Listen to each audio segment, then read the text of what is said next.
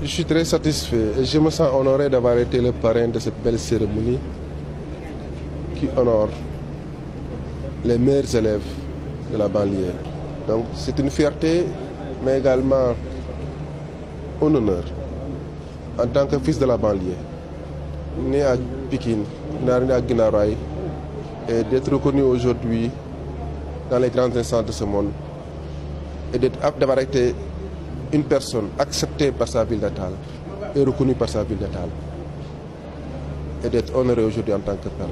Je ne peux que m'en féliciter et exhorter les plus jeunes comme moi, y compris les lauréats d'aujourd'hui, à travailler davantage, à ne ménager aucun effort pour que demain, que ces jeunes, que ce soit les lauréats ou ceux qui n'ont pas été parmi les lauréats, bref, de tous les jeunes pikinois, du Sénégal, de se battre pour que demain, les populations, le pays, leur région, leur ville, la nation entière soient fiers d'eux.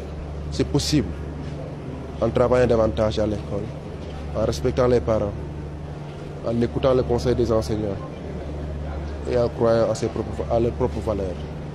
Et surtout, à ne pas se fixer des limites. Qu'ils font tout pour aller au-delà de leurs limites. Moi qui suis là, je suis un natif de la banlieue de Pikine, à avoir grandi dans des conditions très modestes.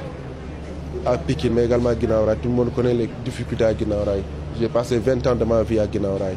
Entre Guinaw Rail et Pikine, j'ai été à l'université de Dakar. Tout ce temps durant, je n'ai bénéficié que de la contribution des Sénégalais que vous êtes, que nous sommes. Mais surtout, il y a la valeur intrinsèque de l'humain qui ne doit pas s'attendre à tout avoir pour travailler, pour réussir. Nous sommes dans un pays sous-développé, je le dis en voie de développement.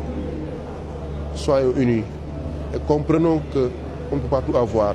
Nous ne pouvons pas être dans des conditions comme celles où j'ai étudié après l'université de Dakar, notamment l'université de Harvard de Boston, où tout est disponible. Non. Nous devons comprendre qu'on doit partir du niveau 0 pour atteindre le niveau 100.